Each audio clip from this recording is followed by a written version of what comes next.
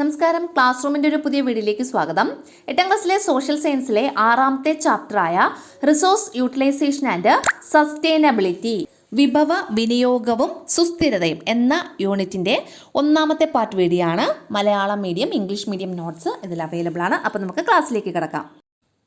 First question നോക്കിയുള്ളൂ. Which is the largest and oldest gold mine in India?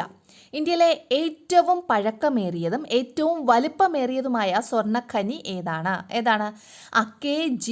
KGF എന്നറിയപ്പെടുന്ന അതിൻ്റെ full form എന്താണ്? Kolar gold field. Kolar gold field. അതാണ് ഇന്ത്യയിലെ ഏറ്റവും വലിപ്പമേറിയതും ഏറ്റവും പഴക്കമുള്ളതുമായിട്ടുള്ള ഗോൾഡ് മൈൻ എന്ന് വെച്ചാൽ സ്വർണ്ണഖനി.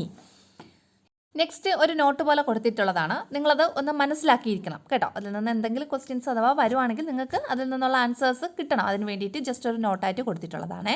നോക്കുള്ളൂ. In 1804 when John Warren made a resource map for the British government, the village of Urigam in Karnataka and it surrounding area was found as the land of gold. അതായത് 1804 John Warren എന്ന ഒരു വ്യക്തി British ഗവൺമെൻറ്റിന് വേണ്ടിയിട്ട് ഒരു റിസോഴ്സ് മാപ്പ് നിർമ്മിച്ചു.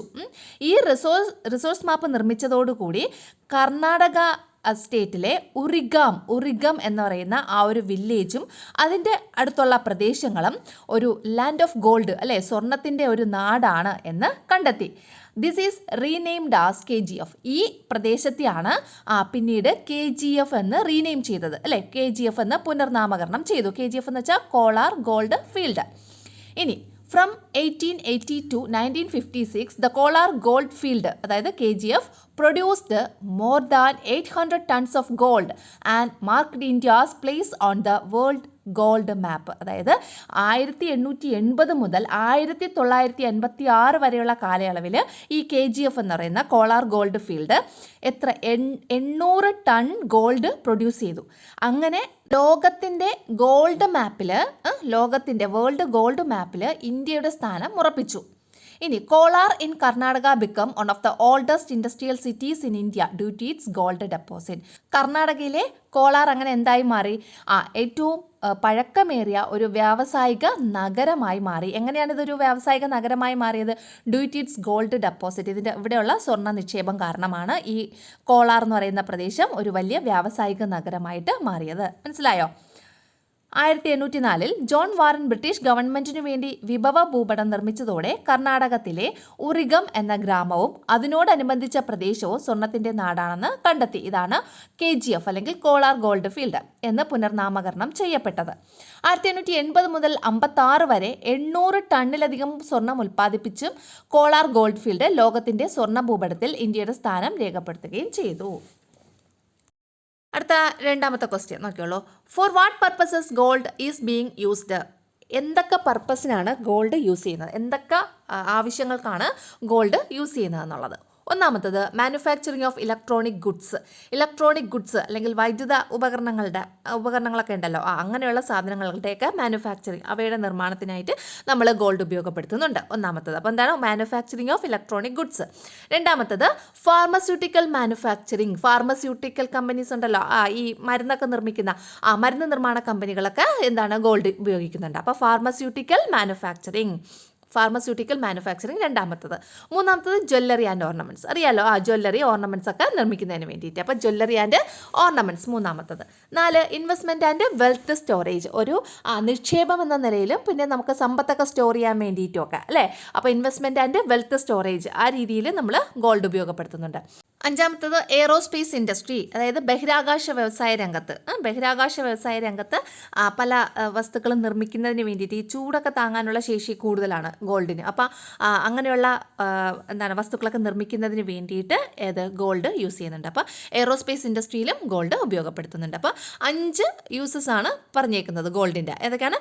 Manufacturing of electronic goods, pharmaceutical manufacturing, jewellery and ornaments, investment and wealth storage, aerospace industry. Malayalam medium നോക്കിയോളൂ. സ്വർണം ഏതെല്ലാം ആവശ്യങ്ങൾക്ക് വേണ്ടിയാണ് നാം ഉപയോഗിക്കുന്നത്? 1 വൈദ്യുത ഉപകരണങ്ങളുടെ നിർമ്മാണത്തിന്, 2 ഔഷധ നിർമ്മാണത്തിന്, 3 ആഭരണങ്ങളും അലങ്കാര വസ്തുക്കളും നിർമ്മിക്കുന്നതിന്, 4 നിക്ഷേപവും സമ്പത്ത് സൂക്ഷിക്കാനും. അടുത്ത 5ാമത്തത് ബഹിരാകാശ വ്യവസായ രംഗത്ത്. അടുത്ത നമ്മുടെ ടെക്സ്റ്റിൽ കൊടുത്തിട്ടുള്ളൊരു ക്വസ്റ്റ്യൻ ആണേ. Apart from gold, can you mention other materials used to meet the needs in our daily life? അതായത് സ്വർണത്തിന് പുറമെ നമ്മുടെ ദൈനംദിന ജീവിതത്തിൽ ആവശ്യങ്ങൾ നിറവേറ്റാൻ ഉപയോഗിക്കുന്ന വസ്തുക്കൾ ഏതെല്ലാം? അതിൻ്റെ ഒരു എക്സാമ്പിൾസ് എഴുതാനാണ് പറഞ്ഞിട്ടുള്ളത്. ഏതൊക്കെയാണ്? എയർ വേണം, എയർ അല്ലേ, വായു വേണമല്ലോ നമുക്ക്. പിന്നെ വാട്ടർ, ജലം, അത് നമുക്ക് വേണം. പിന്നെ സോയിൽ, മണ്ണ് അല്ലേ, ഇതൊക്കെ നമുക്ക് ആവശ്യമുള്ള വസ്തുക്കളാണ്. അപ്പോൾ എന്തൊക്കെയാണ് അത്? എയർ, വാട്ടർ ആൻഡ് സോയിൽ, വായു, ജലം, മണ്ണ് എന്നിവ. അടുത്ത ക്വസ്റ്റ്യൻ നോക്കിയുള്ളൂ. What is resource? എന്താണ് വിഭവം എന്നതുകൊണ്ട് ഉദ്ദേശിക്കുന്നത്? എന്താണ് വിഭവങ്ങൾ എന്ന് പറഞ്ഞാൽ? നോക്കിയുള്ളൂ. എനിത്തിങ് ദാറ്റ് ഈസ് എൻവയോൺമെൻ്റലി available, technologically accessible, culturally acceptable and capable of meeting our needs is called a resource. എന്താണ് റിസോഴ്സ് എന്ന് പറഞ്ഞാൽ? എനിത്തിങ്, ഏതൊരു വസ്തുവും അല്ലേ, എന്തും ആകാം റിസോഴ്സ് എന്ന് പറഞ്ഞാൽ. അതെങ്ങനെയുള്ളതായിരിക്കണം? ദാറ്റ് ഈസ് എൻവയോൺമെൻ്റലി അവൈലബിൾ, പ്രകൃതിയിൽ നമുക്ക് അവൈലബിൾ ആയിരിക്കണം, ലഭ്യമായിരിക്കണം. പിന്നെന്താണ്? ടെക്നോളജിക്കലി ആക്സസിബിൾ, ടെക്നോളജിക്കലി നമുക്ക് ആക്സസിബിൾ ആയിരിക്കണം അല്ലേ, സാങ്കേതികമായിട്ട് നമുക്ക് ആക്സസ് ചെയ്യാൻ പറ്റുന്നത്, നമുക്ക് എടുക്കാൻ പറ്റുന്നതായിരിക്കണം. ഇനി അടുത്ത എന്താണ്? കൾച്ചറലി അക്സെപ്റ്റബിൾ എന്ന് പറഞ്ഞാൽ സാംസ്കാരികമായിട്ട്, കൾച്ചറലി എന്ന് വെച്ചാൽ സാംസ്കാരികമായിട്ട് നമുക്ക് അക്സെപ്റ്റബിൾ ആയിരിക്കണം, സ്വീകാര്യമായിരിക്കണം. പിന്നെന്താണ്? Capable of meeting our needs, നമ്മുടെ നീഡ്സിനെ അല്ലെ, നമ്മുടെ ആവശ്യങ്ങളെ മീറ്റ് ചെയ്യാൻ കഴിയണം, നമ്മുടെ ആവശ്യങ്ങളെ നമുക്ക് നിറവേറ്റാൻ കഴിയണം. അങ്ങനെയുള്ള വസ്തുക്കളെയാണ് ഈസ് കോൾഡ് എ റിസോഴ്സ്. അങ്ങനെയുള്ളതിനെയാണ് നമ്മൾ എന്ത് പറയുന്നത്? റിസോഴ്സ് എന്ന് പറയുന്നത്. മനസ്സിലായോ? എന്താണ് റിസോഴ്സസ് എന്ന് പറഞ്ഞാൽ? എനിത്തിങ്, റിസോഴ്സ് എന്ന് വെച്ചാൽ എന്തുമാകാം. അതെങ്ങനെയൊക്കെയുള്ള ആയിരിക്കണം? ഒന്ന്, എൻവയോൺമെൻ്റലി അവൈലബിൾ, എൻവയോൺമെൻ്റലി നമുക്ക് അവൈലബിൾ ആയിരിക്കണം. രണ്ട്, ടെക്നോളജിക്കലി ആക്സസിബിൾ, ടെക്നോളജിക്കലി നമുക്ക് ആക്സസിബിൾ ആയിരിക്കണം. മൂന്ന്, കൾച്ചറലി അക്സെപ്റ്റബിൾ, കൾച്ചറലി നമുക്ക് അക്സെപ്റ്റബിൾ ആയിരിക്കണം. നാലാമത്തത്, capable of meeting our needs, നമ്മുടെ ആവശ്യങ്ങൾ തൃപ്തിപ്പെടുത്താൻ കഴിയുന്നതും ആയിട്ടുള്ള ഏതൊരു വസ്തുവിനെയും എനിത്തിങ്ങിനെയും നമുക്ക് എന്ത് പറയാം? റിസോഴ്സ്, ഒരു റിസോഴ്സ് എന്ന് പറയാം. ഇനി resources include not only material things like water, air and soil but also non material things like knowledge and health. അതായത് ഈ റിസോഴ്സസ് എന്ന അതിൽ ഉൾപ്പെടുന്നത് രണ്ട് ഐറ്റംസ് ആണ്. മെറ്റീരിയൽ തിങ്സും ഉണ്ട്, നോൺ മെറ്റീരിയൽ തിങ്സും ഉണ്ട്. അതായത് റിസോഴ്സസിൽ നമുക്ക് മെറ്റീരിയൽ തിങ്സ് ഉൾപ്പെടുന്നുണ്ട്, നോൺ മെറ്റീരിയൽ തിങ്സ് ഉൾപ്പെടുന്നുണ്ട്. അതിൽ മെറ്റീരിയൽ തിങ്സ് എന്ന് പറയുമ്പം ഏതൊക്കെയാണ് അതിൽ വരുന്നത്? Water, air and soil, water, air, soil, ഇതൊക്കെയാണ്. അതായത് ജലം, വായു, പിന്നെ സോയിൽ, മണ്ണ്, ഇതൊക്കെയാണ് മെറ്റീരിയൽ തിങ്സിൽ വരുന്നത്. ഇനി നോൺ മെറ്റീരിയൽ തിങ്സ് എന്ന് പറയുമ്പോൾ നോളജ് ആൻഡ് ഹെൽത്ത്, നമ്മുടെ അറിവ്, ആരോഗ്യം, അതൊക്കെയാണ് നോൺ മെറ്റീരിയൽ തിങ്സിൽ വരുന്നത്. അപ്പോൾ മനസ്സിലായോ ഇത്രയും കാര്യങ്ങൾ? ഇതാണ് റിസോഴ്സ് എന്ന് പറയുന്നതിൻ്റെ ഒരു ഡെഫിനിഷൻ എന്ന് പറയുന്നത്. അപ്പോൾ നോക്കുള്ളൂ മലയാളം മീഡിയംകാരെ, എന്താണ് വിഭവം എന്നതുകൊണ്ട് ഉദ്ദേശിക്കുന്നത്?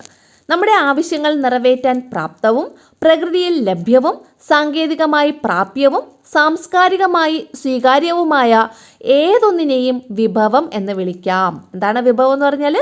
നമ്മുടെ ആവശ്യങ്ങൾ നിറവേറ്റാൻ പ്രാപ്തവും, ഒന്ന്.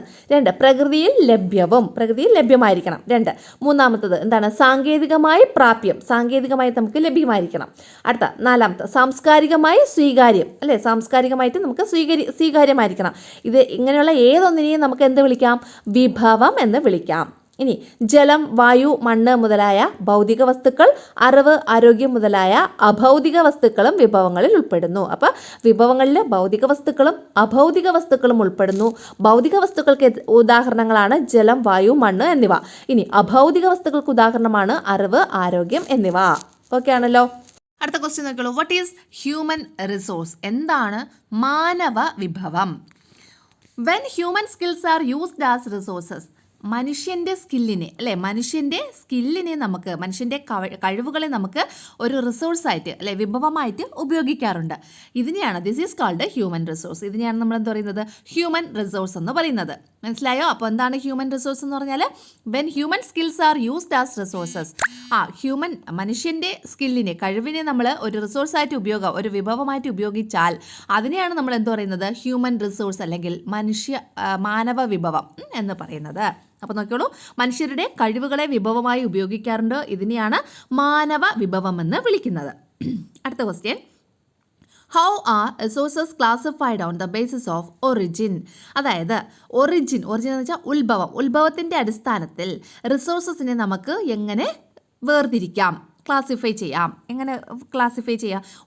ഒറിജിൻ്റെ അടിസ്ഥാനത്തിലാണ്. ഓൺ ദ ബേസിസ് ഓഫ് ഒറിജിൻ്റെ അടിസ്ഥാനത്തിലാണ് റിസോഴ്സസിനെ നമ്മൾ ആ ഒരു ക്ലാസിഫിക്കേഷനാണ് നമ്മളിനി പഠിക്കാൻ പോകുന്നത്. എന്താണ് classification of resources on the basis of origin. On the basis of origin, resources can be mainly classified into natural resources and man-made resources. എന്താണ് ആ രണ്ട് രീതിയിൽ ഒറിജിൻ്റെ അടിസ്ഥാനത്തിൽ നമുക്ക് റിസോഴ്സസിനെ രണ്ട് രീതിയിൽ ക്ലാസിഫൈ ചെയ്യാം. എങ്ങനെയൊക്കെയാണ്? man-made റിസോഴ്സസ് എന്നും നാച്ചുറൽ റിസോഴ്സസ് എന്നും. അതായത് നാച്ചുറൽ റിസോഴ്സസ് എന്ന് വെച്ചാൽ പ്രകൃതിദത്തമായിട്ടുള്ള വിഭവങ്ങളും man-made റിസോഴ്സസ് എന്ന് വെച്ചാൽ മനുഷ്യ നിർമ്മിത വിഭവങ്ങളും. ഓക്കെ, അപ്പം ഇനി ഒന്നാമത്തെ നാച്ചുറൽ റിസോഴ്സസ്. എന്താണ് നാച്ചുറൽ റിസോഴ്സസ് എന്ന് പറഞ്ഞാൽ? Resources obtained from nature. നേച്ചറിൽ നിന്ന് നമുക്ക് ലഭിക്കുന്ന റിസോഴ്സസ്, അല്ലെ പ്രകൃതിയിൽ നിന്ന് നമുക്ക് നേരിട്ട് ലഭിക്കുന്ന റിസോഴ്സസിനെയാണ് നമ്മൾ നാച്ചുറൽ റിസോഴ്സസ് എന്ന് പറയുന്നത്. മനസ്സിലായോ? എന്താണ് റിസോഴ്സസ് ഒബ്റ്റെയിൻഡ് ഫ്രം നേച്ചർ ആണെങ്കിൽ അതിനെന്ത് പറയും? നാച്ചുറൽ റിസോഴ്സസ് എന്ന് പറയും. എക്സാമ്പിൾ എന്തൊക്കെയാണ്? എയർ, വായു, പിന്നെ മിനറൽസ്, ധാതുക്കൾ, പിന്നെ വാട്ടർ, ജലം, സൺലൈറ്റ്, സൂര്യപ്രകാശം, സോയിൽ, മണ്ണ്, ഇതൊക്കെ നാച്ചുറൽ റിസോഴ്സസിന് എക്സാമ്പിളാണ്, പ്രകൃതിദത്ത വിഭവങ്ങൾക്ക് ഉദാഹരണങ്ങളാണ്. മനസ്സിലായോ? അപ്പോൾ ഏതൊക്കെയാണ് നാച്ചുറൽ റിസോഴ്സസിന് example? Air, minerals, water, sunlight, soil, ഇതൊക്കെ. ഇനി മാൻ-മെയ്ഡ് റിസോഴ്സസ്. എന്താണ് man-made resources? Resources made by human beings. മനുഷ്യർ നിർമ്മിക്കുന്ന റിസോഴ്സസ് അല്ലെങ്കിൽ വിഭവങ്ങളെയാണ് നമ്മൾ മാൻ-മെയ്ഡ് റിസോഴ്സസ് എന്ന് പറയുന്നത്. ഹ്യൂമൻ ബീയിങ്സ് എന്ന് വെച്ചാൽ മനുഷ്യർ, അല്ലേ? അപ്പോൾ resources made by human beings അല്ലെങ്കിൽ മനുഷ്യർ നിർമ്മിക്കുന്ന റിസോഴ്സസ് വിഭവങ്ങളെയാണ് നമ്മൾ മാൻ-മെയ്ഡ് റിസോഴ്സസ് എന്ന് പറയുന്നത്. എക്സാമ്പിൾ എന്തൊക്കെയാണ്? റോഡ് നിർമ്മിക്കുന്നത് പണിക്കാരല്ലേ? അപ്പോൾ റോഡ്, പിന്നെ മെഷീനറി, യന്ത്രങ്ങൾ, വെഹിക്കിൾസ്, വാഹനങ്ങൾ, ബ്രിഡ്ജസ്, പാലങ്ങൾ, ബിൽഡിങ്സ്, വലിയ കെട്ടിടങ്ങൾ, ഇതൊക്കെ നിർമ്മിക്കുന്നത് ആരാണ്? മനുഷ്യരാണ്, അല്ലേ? അപ്പം ഇങ്ങനെയുള്ള മനുഷ്യർ നിർമ്മിക്കുന്ന റിസോഴ്സസ് അല്ലെങ്കിൽ വിഭവങ്ങളാണ് എന്താണെന്ന് പറയുന്നത്? എന്താണ് മാൻ-മെയ്ഡ് റിസോഴ്സസ് എന്ന് പറയുന്നത്. അപ്പോൾ ഇവിടെ നോക്ക്, ഈ റോഡ്, മെഷീനറി, അതുപോലെ വെഹിക്കിൾസ്, ബ്രിഡ്ജസ്, ബിൽഡിങ്സ്, ഇതൊക്കെ നമുക്ക് ഒരു തരത്തിലല്ലെങ്കിൽ മറ്റൊരു തരത്തിൽ നമുക്ക് ഉപയോഗമുള്ളതാണ്, അല്ലേ? അതുകൊണ്ടാണ് ഇതിനെയൊക്കെ നമ്മൾ എന്ത് പറയുന്നത്? റിസോഴ്സസ് എന്ന് പറയുന്നത്. അപ്പോൾ ഇങ്ങനെയുള്ള റിസോഴ്സ് മനുഷ്യർ നിർമ്മിച്ചതായതുകൊണ്ട് അതിന് നമ്മൾ എന്ത് പറയും? മാൻ-മെയ്ഡ് റിസോഴ്സസ് എന്ന് പറയും. പക്ഷേ ഒരു തരത്തിലല്ലെങ്കിൽ മറ്റൊരു തരത്തിൽ നമുക്ക് ഉപയോഗമുള്ള വസ്തുക്കളാണ് എയർ, വാട്ടർ, സോയിൽ, ഇതെല്ലാം. പക്ഷേ ഇതെല്ലാം നമുക്ക് കിട്ടുന്നത് ഫ്രം ദ നേച്ചർ, അല്ലേ? പ്രകൃതിയിൽ നിന്ന് നമുക്ക് നേരിട്ട് ലഭിക്കുന്നതാണ്. അതുകൊണ്ട് അതിനെയൊക്കെ നമ്മൾ നാച്ചുറൽ റിസോഴ്സസ് എന്നാണ് പറയുന്നത്. ഉത്ഭവത്തിൻ്റെ അടിസ്ഥാനത്തിൽ വിഭവങ്ങളെ രണ്ടായി തിരിച്ചിരിക്കുന്നു. അവ ഏതെല്ലാം? എന്തിനാണ്? ഒറിജിൻ അല്ലെങ്കിൽ ഉത്ഭവത്തിൻ്റെ അടിസ്ഥാനത്തിൽ. നോക്കിയുള്ളൂ, ഉത്ഭവത്തിൻ്റെ അടിസ്ഥാനത്തിൽ വിഭവങ്ങളെ പ്രധാനമായും പ്രകൃതി വിഭവങ്ങളെന്നും മനുഷ്യനിർമ്മിത വിഭവങ്ങളെന്നും തരംതിരിക്കാം. എന്തൊക്കെയായിട്ടാണ്? പ്രകൃതി വിഭവങ്ങളെന്നും മനുഷ്യനിർമ്മിത വിഭവങ്ങളെന്നും. പ്രകൃതിയിൽ നിന്നും ലഭിക്കുന്ന വിഭവങ്ങളാണ് പ്രകൃതി വിഭവങ്ങൾ എന്നറിയപ്പെടുന്നത്. ഉദാഹരണം എന്തൊക്കെയാണ്? വായു, ധാതുക്കൾ, ജലം, സൂര്യപ്രകാശം, മണ്ണ്, ഇതൊക്കെ. അടുത്ത മനുഷ്യനിർമ്മിക്കുന്ന വിഭവങ്ങൾ മനുഷ്യനിർമ്മിത വിഭവങ്ങൾ എന്നറിയപ്പെടുന്നു. ഉദാഹരണം റോഡ്, യന്ത്രങ്ങൾ, വാഹനങ്ങൾ, പാലങ്ങൾ, കെട്ടിടങ്ങൾ, ഇതൊക്കെ. ഇനി അടുത്ത ആറാമത്തെ question, can we use all the natural resources as we wish? ഈ പ്രകൃതി വിഭവങ്ങളെല്ലാം നമ്മുടെ ഇഷ്ടം അനുസരണം, അല്ലെ നമ്മുടെ ഇഷ്ടം പോലെ ഉപയോഗിക്കാൻ കഴിയുമോ? ഇല്ല, കഴിയില്ല. അതാണ് നമ്മുടെ ആൻസർ. ഇനി why can all resources be used the same way? എന്തുകൊണ്ടാണ് എല്ലാ വിഭവങ്ങളും ഒരേ രീതിയിൽ നമുക്ക് ഉപയോഗിക്കാൻ സാധിക്കാത്തത്? എല്ലാ വിഭവങ്ങളും ഒരേപോലെ നമുക്ക് ഉപയോഗിക്കാൻ സാധിക്കാത്തത് എന്തുകൊണ്ടാണ്? 3 പോയിന്റ്സ് ഇവിടെ കൊടുത്തിട്ടുണ്ട്. ഒന്നും രണ്ടും പോയിന്റ്സ് നമ്മുടെ ടെക്സ്റ്റിൽ തന്നെ ഉണ്ടായിരുന്നതാണ്. മൂന്നാമത്തെ പോയിന്റ് നമ്മൾ ആഡ് ചെയ്തതാണ്. അപ്പോൾ നോക്കിയുള്ളൂ, ഒന്നാമത്തെ പോയിന്റ് നോട്ട് അവൈലബിൾ എവരിവെയർ, എല്ലായിടത്തും ലഭ്യമല്ലാത്തത് കൊണ്ട്. രണ്ടാമത്തത് റൺസ് ഔട്ട് വിത്ത് യൂസ്, നമ്മൾ ഉപയോഗിക്കും തോറും ചിലപ്പോൾ ഇത് എന്ത് ചെയ്യണം? റൺസ് ഔട്ട് ആവും, എന്ന് വെച്ചാൽ അത് മൊത്തം തീർന്നു പോകും, അല്ലേ? അടുത്ത മൂന്നാമത്തത് കോസ് എൻവയോൺമെൻറ്റൽ ഡാമേജ്, ചില വിഭവങ്ങൾ നമ്മൾ ഒരുപാട് എടുത്ത് ഉപയോഗിച്ച് കഴിഞ്ഞാൽ അത് പരിസ്ഥിതിക്ക് ദോഷമുണ്ടാക്കാം. മനസ്സിലായോ? ഇത് മൂന്നാണ് എൻ്റെ ആൻസർ. മനസ്സിലായല്ലോ എൻ്റെ ആൻസർ? നോക്കിയുള്ളൂ, ഇനി മലയാളം മീഡിയം. പ്രകൃതി വിഭവങ്ങളെല്ലാം നമുക്ക് യഥേഷ്ടം ഉപയോഗിക്കാൻ കഴിയുമോ? അതിൻ്റെ ആൻസർ ഇവിടെ എഴുതിയിട്ടില്ല. ഇല്ല എന്നാണ് നിങ്ങൾ ആൻസർ എഴുതേണ്ടത്. ഇല്ല എന്ന് എഴുതണം. ഇനി എന്തുകൊണ്ടാണ് എല്ലാ വിഭവങ്ങളും ഒരേ പരിഗണനയോടെ ഉപയോഗിക്കാൻ സാധിക്കാത്തത്? അതായത് എന്തുകൊണ്ടാണ് എല്ലാ വിഭവങ്ങളും ഒരേ രീതിയിൽ ഉപയോഗിക്കാൻ സാധിക്കാത്തത്? എന്തുകൊണ്ടാണ്? അതായത് ഇപ്പം 2 വിഭവങ്ങളുണ്ട്, പെട്രോളും ഉണ്ട്, സൂര്യപ്രകാശമുണ്ട്. അപ്പോൾ അതിൽ പെട്രോളാണോ സൂര്യപ്രകാശമാണോ നമുക്ക് ഇഷ്ടമുള്ള രീതിയിൽ എത്രത്തോളം വേണമെങ്കിലും ഉപയോഗിക്കാൻ കഴിയുന്നത്? സൂര്യപ്രകാശം, അല്ലേ? സൂര്യപ്രകാശം ഒരു ലിമിറ്റില്ല, അത് നമുക്ക് യഥേഷ്ടം അങ്ങനെ ലഭിച്ചുകൊണ്ടിരിക്കുകയാണ്, അല്ലേ? കുഴപ്പമില്ലാതെ നമുക്ക് ലഭിക്കുന്നുണ്ട്. പക്ഷേ പെട്രോളിയം ആണെങ്കിലോ പെട്രോളിയം കുറേ ഉപയോഗിച്ച് കഴിയുമ്പോൾ അത് തീർന്നു പോകും, അല്ലേ? അതുകൊണ്ട് നമുക്ക് പെട്രോളിയം എന്ന് പറയുന്ന വിഭവം നമുക്കങ്ങനെ എന്താണ് യഥേഷ്ടം ഉപയോഗിക്കാൻ സാധിക്കില്ല. എന്നാൽ സൂര്യപ്രകാശം അങ്ങനെയല്ല, നമുക്ക് യഥേഷ്ടം ഉപയോഗിക്കാം. മനസ്സിലായോ? അപ്പോൾ അതിൻ്റെ ആൻസറാണ് ഇത് എവിടെ എഴുതിയിട്ടുള്ളത്, എല്ലായിടത്തും ലഭ്യമല്ലാത്തത് കൊണ്ട്. ഒന്നാമത്തെ പോയിന്റ്. 2, ഉപയോഗിക്കുന്തോറും തീർന്നു പോകുന്നത്. പെട്രോളിയം എന്താണ് ഉപയോഗിക്കുന്തോറും എന്ത് ചെയ്തുകൊണ്ടിരിക്കുകയാണ്, തീർന്നുകൊണ്ടിരിക്കുകയാണ് അല്ലേ. അപ്പോൾ ഉപയോഗിക്കുന്തോറും തീർന്നു പോകുന്നു എന്നുള്ളതുകൊണ്ട്. അടുത്തത്, പരിസ്ഥിതിക്ക് ഹാനി വരുത്തുന്നു എന്നതുകൊണ്ട്. പരിസ്ഥിതിക്ക് എന്തെങ്കിലും തരത്തിൽ ഹാനി വരുത്തും. അതൊക്കെ ഇങ്ങനെയൊക്കെയുള്ള കാരണങ്ങൾ കൊണ്ടാണ് എല്ലാ പ്രകൃതി വിഭവങ്ങളും നമുക്ക് ഒരേ രീതിയിൽ ഉപയോഗിക്കാൻ കഴിയാത്തത്. എല്ലാ വിഭവങ്ങളും, എല്ലാ റിസോഴ്സസും. ഇനി 7ാമത്തെ question, how can resources be classified based on their renewable potential? അതായത് റിന്യൂവബിൾ പൊട്ടൻഷ്യൽ എന്ന് വെച്ചാൽ പുനഃസ്ഥാപന ശേഷിയുടെ അടിസ്ഥാനത്തിൽ റിസോഴ്സസിനെ നമുക്ക് എങ്ങനെയെല്ലാം ക്ലാസിഫൈ ചെയ്യാം? റിന്യൂവബിൾ പൊട്ടൻഷ്യൽ എന്ന് വെച്ചാൽ പുനഃസ്ഥാപന ശേഷി. അതായത് ഒരു വിഭവം നമ്മൾ ഉപയോഗിക്കും തോറും വന്നുകൊണ്ടിരിക്കുന്നത്, തിരിച്ച് പുനഃസ്ഥാപിക്കാൻ കഴിയുന്നത് അല്ലേ, അങ്ങനെയുള്ളതിനെയാണ് നമ്മൾ റിന്യൂവബിൾ പൊട്ടൻഷ്യൽ അല്ലെങ്കിൽ പുനഃസ്ഥാപന ശേഷി എന്നതുകൊണ്ട് ഉദ്ദേശിക്കുന്നത്. അപ്പോൾ എങ്ങനെയാണ് നമുക്ക് റിസോഴ്സസിനെ അല്ലെങ്കിൽ വിഭവങ്ങളെ റിന്യൂവബിൾ പൊട്ടൻഷ്യലിൻ്റെ ബേസിസിൽ എങ്ങനെ ക്ലാസിഫൈ ചെയ്യാം? അതായത് പുനഃസ്ഥാപന ശേഷി ഉള്ളതും പുനഃസ്ഥാപന ശേഷി ഇല്ലാത്തതും, അതായത് നമ്മൾ ഉപയോഗിക്കുന്നതോറും തീർന്നു പോകുന്നതും ഉപയോഗിക്കുന്തോറും വീണ്ടും തീർന്നു പോകാതെ വീണ്ടും വീണ്ടും ലഭ്യമാകുന്നതുമായിട്ടുള്ള വിഭവങ്ങൾ, അങ്ങനെ നമുക്ക് പറയാം കേട്ടോ. അപ്പോൾ എങ്ങനെ നമുക്ക് അത് ക്ലാസിഫൈ ചെയ്യാം? Renewable resources and non renewable resources. 2 രീതിയിൽ, അതായത് റിന്യൂവബിൾ പൊട്ടൻഷ്യലിൻ്റെ അടിസ്ഥാനത്തിൽ റിസോഴ്സസിനെ നമുക്ക് 2ആയിട്ട് ക്ലാസിഫൈ ചെയ്യാം. എങ്ങനെയൊക്കെയാണ്? Renewable resources and non renewable resources അല്ലേ. പുനഃസ്ഥാപന ശേഷിയുള്ള വിഭവങ്ങളെന്നും പുനഃസ്ഥാപന ശേഷി ഇല്ലാത്ത വിഭവങ്ങൾ, അതാണ് നോൺ റിന്യൂവബിൾ റിസോഴ്സസ് എന്ന് പറയുന്നത് കേട്ടോ. അതിൽ ഇനി 1ാമത്തത്, റിന്യൂവബിൾ റിസോഴ്സസ്. എന്താണ് പുനഃസ്ഥാപന ശേഷിയുള്ള റിസോഴ്സസ് എന്നതുകൊണ്ട് ഉദ്ദേശിക്കുന്നത്? Resources that do not get depleted after use and can be reused are called renewable resources. അതായത് നമ്മൾ ഉപയോഗിച്ച് കഴിഞ്ഞാൽ, ആഫ്റ്റർ യൂസ് എന്ന് വെച്ചാൽ ഉപയോഗിച്ച് കഴിയുമ്പോൾ എന്ത് ചെയ്യുന്നു, ഡു നോട്ട് ഗെറ്റ് ഡിപ്ലീറ്റ് ചെയ്യുന്ന വെച്ചാൽ തീർന്നു പോകുക. അപ്പോൾ ഡു നോട്ട് ഗെറ്റ് ഡിപ്ലീറ്റഡ് എന്ന് വെച്ചാൽ തീർന്നു പോകാത്തത്. മനസ്സിലായോ? റിസോഴ്സസ് വിഭവങ്ങൾ that do not get depleted, തീർന്നു പോകുന്നില്ല. ഇപ്പോൾ ആഫ്റ്റർ യൂസ് നമ്മൾ ഉപയോഗിച്ച് കഴിഞ്ഞാലും അല്ലെങ്കിൽ ഉപയോഗിച്ചതിന് ശേഷവും എന്ത് ചെയ്യുന്നില്ല, റിസോഴ്സസ് അല്ലെങ്കിൽ വിഭവങ്ങൾ തീർന്നു പോകുന്നില്ല. ഡു നോട്ട് ഗെറ്റ് ഡിപ്ലീറ്റഡ്, അത് ഡിപ്ലീറ്റ് ആകുന്നില്ല. ആൻഡ് ക്യാൻ ബി റീയൂസ്ഡ്, ഇവയെ നമുക്ക് എന്ത് ചെയ്യാൻ പറ്റും, വീണ്ടും വീണ്ടും റീയൂസ് ചെയ്യാൻ പറ്റും, ഉപയോഗിക്കാൻ പറ്റും, വീണ്ടും ഉപയോഗിക്കാൻ പറ്റും. അങ്ങനെയുള്ളവനെയാണ് നമ്മൾ റിന്യൂവബിൾ റിസോഴ്സസ് എന്ന് പറയുന്നത്. എക്സാമ്പിൾ പറയുമ്പോൾ നിങ്ങൾക്ക് എന്താണെന്ന് കാര്യം മനസ്സിലാവും. പിന്നെന്താ പറഞ്ഞിട്ടുള്ളത്, these resources are continuously produced by nature.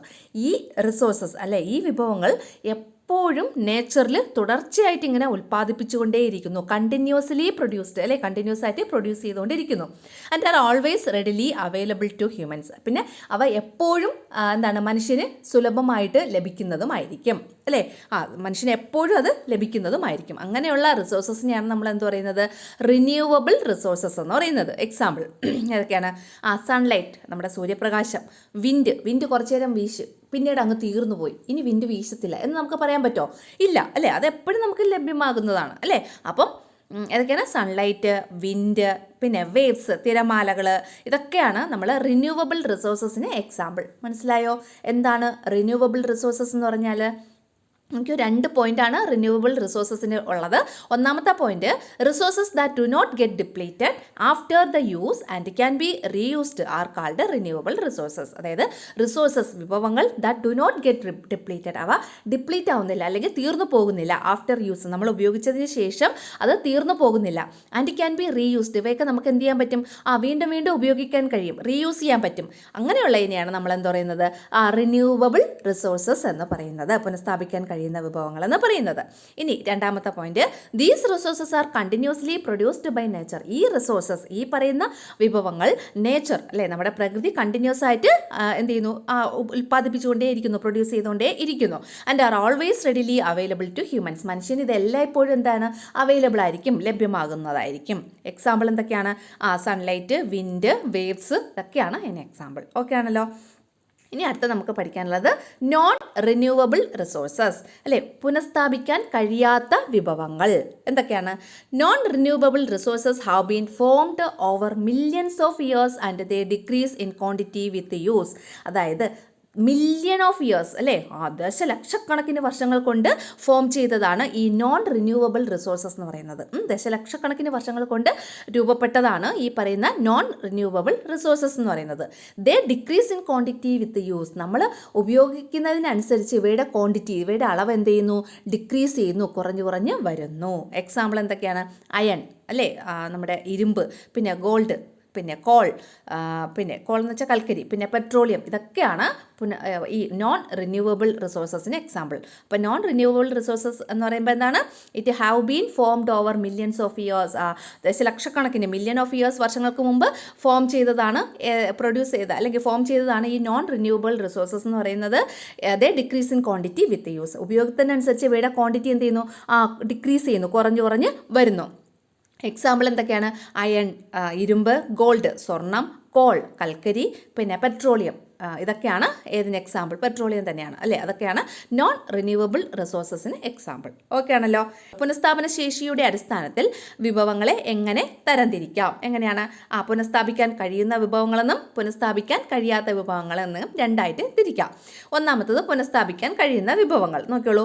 ഉപയോഗത്തിന് ശേഷം തീർന്നു പോകാത്തതും വീണ്ടും ഉപയോഗയോഗ്യവുമായ വിഭവങ്ങളെ പുനഃസ്ഥാപിക്കാൻ കഴിയുന്ന വിഭവങ്ങളെന്ന് പറയുന്നു. ഉപയോഗത്തിന് ശേഷം തീർന്നു പോകാത്തതും വീണ്ടും വീണ്ടും നമുക്കത് ഉപയോഗിക്കാൻ കഴിയും. അങ്ങനെയുള്ള റിസോഴ്സ് അല്ലെങ്കിൽ വിഭവങ്ങളെയാണ് നമ്മൾ എന്ത് പറയുന്നത്? പുനഃസ്ഥാപിക്കാൻ കഴിയുന്ന വിഭവങ്ങളെന്ന് പറയുന്നത്. ഈ വിഭവങ്ങൾ പ്രകൃതിയിൽ തുടർച്ചയായി ഉൽപ്പാദിപ്പിക്കപ്പെടുന്നതും അവ എല്ലായ്പ്പോഴും മനുഷ്യർക്ക് എളുപ്പത്തിൽ ലഭ്യമാകുന്നവയുമാണ്. ഈ പറയുന്ന വിഭവങ്ങൾ അല്ലെങ്കിൽ പുനഃസ്ഥാപിക്കാൻ കഴിയുന്ന വിഭവങ്ങൾ പ്രകൃതിയിൽ തുടർച്ചയായിട്ടാണ് ഉൽപ്പാദിപ്പിക്കപ്പെടുന്നത്. അവ എപ്പോഴും മനുഷ്യർക്ക് ഉപയോഗിക്കാനും നമുക്ക് എളുപ്പത്തിൽ ലഭ്യമാകുന്നതുമാണ്. മനുഷ്യർക്ക് എളുപ്പത്തിൽ ലഭ്യമാകുന്നവയുമാണ്. എക്സാമ്പിൾ സൂര്യപ്രകാശം, കാറ്റ്, തിരമാല. ഇതൊക്കെ ഇതിന് എക്സാമ്പിളാണ്. ഇനി പുനഃസ്ഥാപിക്കാൻ കഴിയാത്ത വിഭവങ്ങൾ എന്താണ്? ദശലക്ഷക്കണക്കിന് വർഷങ്ങൾ കൊണ്ട് രൂപപ്പെട്ടതും ഉപയോഗത്തിനനുസരിച്ച് അവയുടെ അളവ് കുറയുന്നതുമായ വിഭവങ്ങളാണ് പുനഃസ്ഥാപിക്കാൻ കഴിയാത്ത വിഭവങ്ങൾ എന്നറിയപ്പെടുന്നത്. അതിന് എക്സാമ്പിൾ എന്തൊക്കെയാണ്? ഇരുമ്പ്, സ്വർണം, കൽക്കരി, പെട്രോളിയം. ഇതൊക്കെയാണ്. അതായത് ദശലക്ഷക്കണക്കിന് വർഷങ്ങൾ കൊണ്ട് രൂപപ്പെട്ടതാണ് ഈ പുനഃസ്ഥാപിക്കാൻ കഴിയാത്ത വിഭവങ്ങൾ എന്ന് പറയുന്ന ആ കാറ്റഗറിയിൽ വരുന്നത്. അപ്പോൾ വീണ്ടും ഒരു ദശലക്ഷക്കണക്കിന് വർഷങ്ങൾ എടുത്താൽ മാത്രമേ ഇവ നിർമ്മിക്കപ്പെടുകയുള്ളൂ അല്ലേ. അപ്പം ഇത് ഉപയോഗത്തിനനുസരിച്ച് എന്ത് ചെയ്യും? തീർന്നുകൊണ്ടേയിരിക്കും. അടുത്ത 8ാമത്തെ ക്വസ്റ്റിനെ, which is the first airport in the world to run entirely on solar energy? അതായത് സമ്പൂർണ്ണമായും സൗരോർജ്ജം ഉപയോഗിച്ച് പ്രവർത്തിക്കുന്ന ലോകത്തിലെ ആദ്യത്തെ വിമാനത്താവളം ഏതാണ്? കൊച്ചി ഇൻ്റർനാഷണൽ എയർപോർട്ട്, കൊച്ചി അന്താരാഷ്ട്ര വിമാനത്താവളം. അടുത്ത question, which is the first airport in India developed under public private partnership initiative? അതായത് പ്രൈവറ്റ് പാർട്ട്ണർഷിപ്പ് എന്ന് വെച്ചാൽ പൊതുമേഖല സ്വകാര്യ മേഖല പങ്കാളിത്തം. അപ്പോൾ പൊതുമേഖല സ്വകാര്യ മേഖല പങ്കാളിത്തത്തോടെ തുടങ്ങിയ ഇന്ത്യയിലെ ആദ്യത്തെ വിമാനത്താവളം ഏത്? അതാണ് പബ്ലിക് പ്രൈവറ്റ് പാർട്ട്ണർഷിപ്പ്. ഏതാണ്? അതും കൊച്ചി ഇൻ്റർനാഷണൽ എയർപോർട്ട് തന്നെയാണ്. അടുത്തത്, where is Mumbai high located? എവിടെയാണ് മുംബൈ ഹൈ സ്ഥിതി ചെയ്യുന്നത്? മുംബൈ ഹൈ എന്ന് പറഞ്ഞാൽ ഒരു എണ്ണപ്പാടമാണ് അല്ലേ, ഓയിൽ റിഫൈനറി ആണ്. അപ്പോൾ അത് എവിടെയാണ് സ്ഥിതി ചെയ്യുന്നതെന്ന്? എവിടെയാണ്? In the Arabian Sea about 160 kilometre of the coast of Mumbai, Maharashtra. അതായത് ഇത് സ്ഥിതി ചെയ്യുന്നത് മഹാരാഷ്ട്രയിലെ മുംബൈയിലെ തീരത്ത് നിന്ന് 160 കിലോമീറ്റർ അകലെയുള്ള അറേബ്യൻ സീയിലാണ്. ഏത് സ്ഥിതി ചെയ്യുന്ന? മുംബൈ ഹൈ എന്ന് പറയുന്ന ഓയിൽ റിഫൈനറി അല്ലെങ്കിൽ എണ്ണ ശുദ്ധീകരണശാല എന്ന് പറയും. എണ്ണയെന്ന് പറഞ്ഞാൽ എന്തെണ്ണയാണ്? ഈ പെട്രോളിയം ഒക്കെ ഉണ്ടല്ലോ, അങ്ങനെയുള്ള എണ്ണ. അത് നമ്മുടെ സമുദ്രത്തിൻ്റെ അടിയിൽ നിന്ന് കുഴിച്ചെടുത്ത് ഈ മുംബൈ ഹൈ എന്ന് പറയുന്ന ആ ഒരു എണ്ണ ശുദ്ധീകരണശാലയിൽ, ഓയിൽ റിഫൈനറിയിൽ വെച്ച് അതിനെ എന്ത് ചെയ്യുന്നു? ശുദ്ധീകരിച്ച് വിതരണം ചെയ്യുന്നു. അതാണ് അവിടെ നടക്കുന്നത് കേട്ടോ, മുംബൈ ഹൈയിൽ. അപ്പോൾ എവിടെയാണ് മുംബൈ ഹൈ ലൊക്കേറ്റ് ചെയ്തിട്ടുള്ളത്? ഇൻ ദ അറേബ്യൻ സീയിലാണ്. About 160 kilometre of the coast of Mumbai, Maharashtra. മഹാരാഷ്ട്രയിലെ മുംബൈയിലെ ഒരു തീരത്ത് നിന്ന് 160 കിലോമീറ്റർ അകലെ അറബിക്കടലിൽ, അറേബ്യൻ സീയിലാണ് ഇത് സ്ഥിതി ചെയ്യുന്നത്. മുംബൈ ഹൈ എവിടെയാണ് സ്ഥിതി ചെയ്യുന്നത്? മഹാരാഷ്ട്രയിലെ മുംബൈയുടെ തീരത്ത് നിന്നും ഏകദേശം 160 കിലോമീറ്റർ അകലെ അറബിക്കടലിൽ. അടുത്ത question, which organisation manages the Mumbai high oil field? അതായത് മുംബൈ ഹൈ എന്ന് പറയുന്ന ഓയിൽ ഫീൽഡ് ഉണ്ടല്ലോ, എണ്ണ ശുദ്ധീകരണശാല അല്ലെങ്കിൽ എണ്ണപ്പാടം, അതിൻ്റെ മേൽനോട്ടം വഹിക്കുന്നത് ആരാണ്? Oil and natural gas corporation, ONGC എന്ന് പറയും, oil and natural gas corporation. അപ്പോൾ മുംബൈ ഹൈ എണ്ണപ്പാടത്തിൻ്റെ മേൽനോട്ടം വഹിക്കുന്നത് ആര്? Oil and natural gas corporation, ONGC.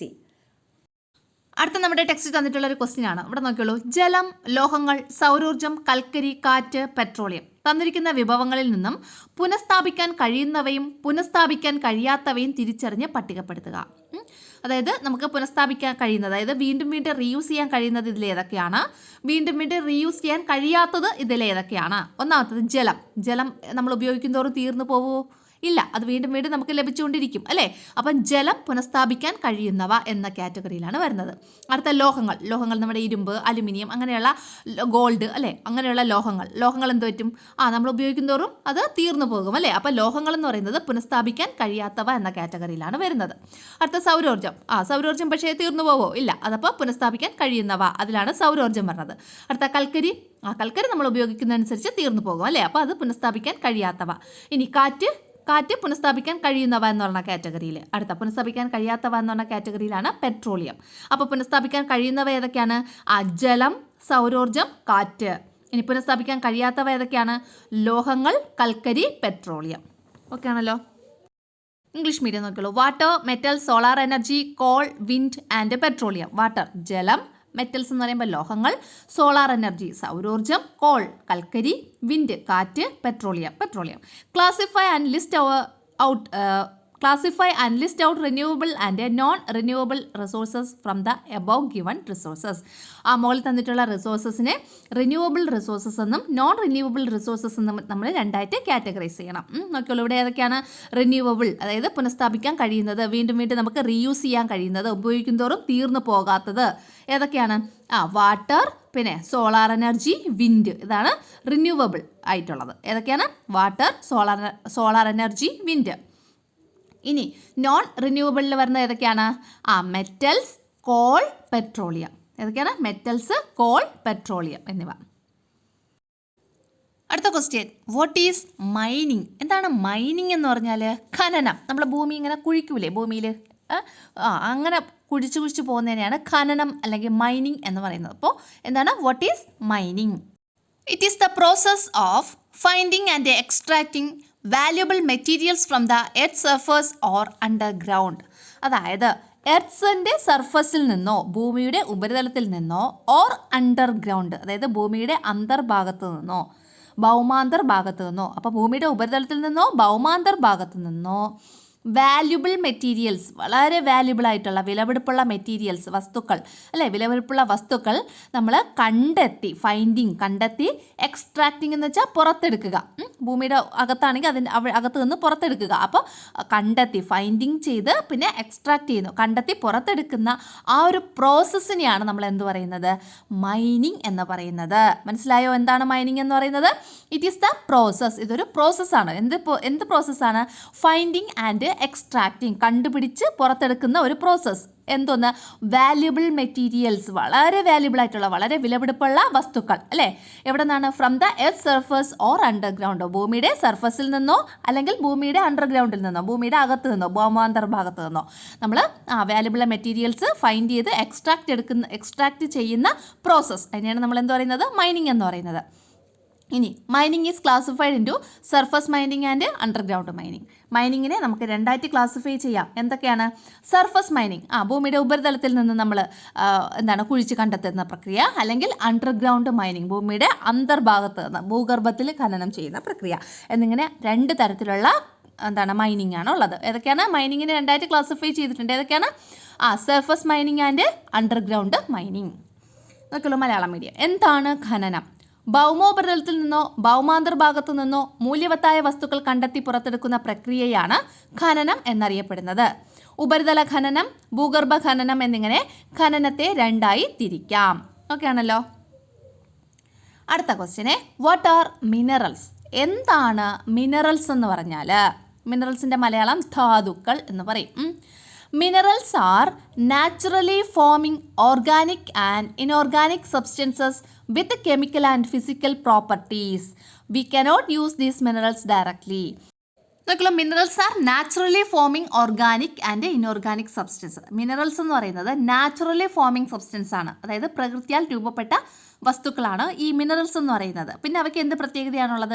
അവ ഓർഗാനിക് ആവാം, ഇൻഓർഗാനിക് സബ്സ്റ്റൻസസ് അല്ല, അല്ലേ? അതായത് ജൈവ സബ്സ്റ്റൻസ്, ജീവനുള്ളവയും ആവാം, ഇൻഓർഗാനിക് അജൈവ വസ്തുക്കളും ആവാം. വിത്ത് അവയ്ക്ക് എന്തുണ്ട്? കെമിക്കൽ ആൻഡ് ഫിസിക്കൽ പ്രോപ്പർട്ടീസ്, വിവിധ രാസ ഭൗതിക സവിശേഷതകളുണ്ട്. അപ്പോൾ എന്താണ് മിനറൽസ് എന്ന് പറഞ്ഞാൽ? മിനറൽസ് ആർ എന്താണ്? നാച്ചുറലി ഫോമിങ്, നാച്ചുറലായിട്ട് ഫോം ചെയ്തതാണ്. പിന്നെ എന്താണ് അവ? ഓർഗാനിക് ആൻഡ് ഇൻഓർഗാനിക് സബ്സ്റ്റൻസസ്, അവ ഓർഗാനിക് സബ്സ്റ്റൻസും ആവാം, ഇൻഓർഗാനിക് സബ്സ്റ്റൻസും ആവാം. പിന്നെ അവയ്ക്ക് എന്താണ്? വിത്ത് ആ കെമിക്കൽ ആൻഡ് ഫിസിക്കൽ പ്രോപ്പർട്ടീസ്, അവയ്ക്ക് അവരുടേതായ കെമിക്കൽ പ്രോപ്പർട്ടീസ് ഉണ്ടാവും, ഫിസിക്കൽ പ്രോപ്പർട്ടീസും ഉണ്ടാവും. ഇതിനെയാണ് നമ്മൾ എന്ത് പറയുന്നത്? മിനറൽസ് എന്ന് പറയുന്നത്, ധാതുക്കൾ എന്ന് പറയുന്നത്. മനസ്സിലായോ? അപ്പോൾ minerals are naturally forming organic and inorganic substances with chemical and physical properties. Okay ആണല്ലോ. ഇനി we cannot use these minerals directly, നമുക്ക് ആ മിനറൽസിനെ ഡയറക്റ്റ് ആയിട്ട് യൂസ് ചെയ്യാൻ പറ്റില്ല. മിനറൽസിനെ നമുക്ക് എന്ത് ചെയ്യാൻ പറ്റില്ല?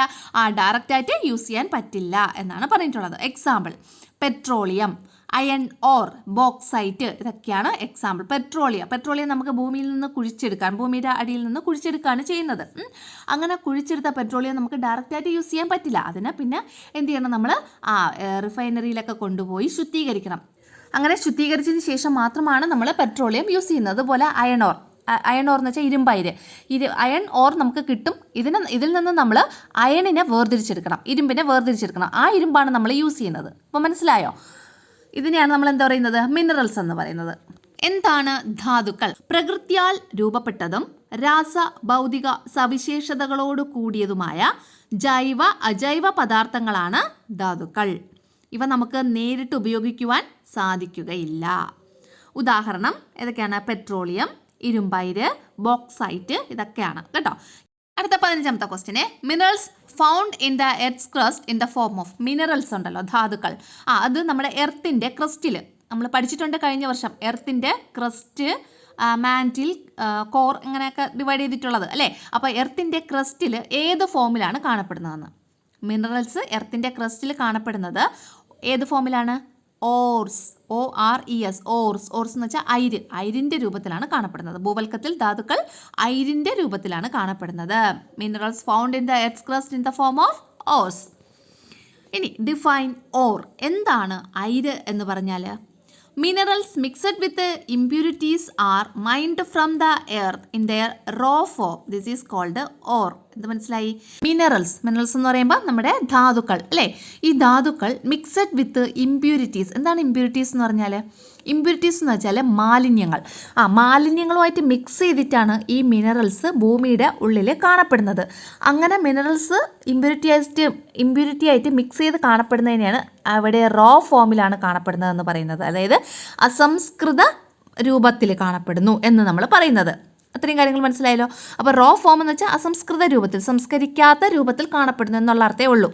അപ്പോൾ നോക്കിയോളൂ, minerals mixed with impurities. Minerals impurity അല്ലെങ്കിൽ മാലിന്യങ്ങളുമായിട്ട് മിക്സ് ചെയ്തിട്ടാണ് ഇവിടെ ഭൂമിക്കടിയിൽ കാണപ്പെടുന്നത്. അതിനെന്ത് ചെയ്യുന്നു? അതിനെ മൈൻ ചെയ്യുന്നു. മൈൻ ചെയ്യാന്ന് വെച്ചാൽ ഖനനം ചെയ്തെടുക്കുന്നു. എവിടെ നിന്ന്? ഫ്രം ദ എർത്ത്, ഭൂമിയിൽ നിന്ന് ഖനനം ചെയ്തെടുക്കുന്നു. ഇൻ ദ റോ ഫോം, അവയുടെ ആ റോ ഫോമിൽ അസംസ്കൃത രൂപത്തിൽ തന്നെ അവയെ ഖനനം ചെയ്തെടുക്കുന്നു.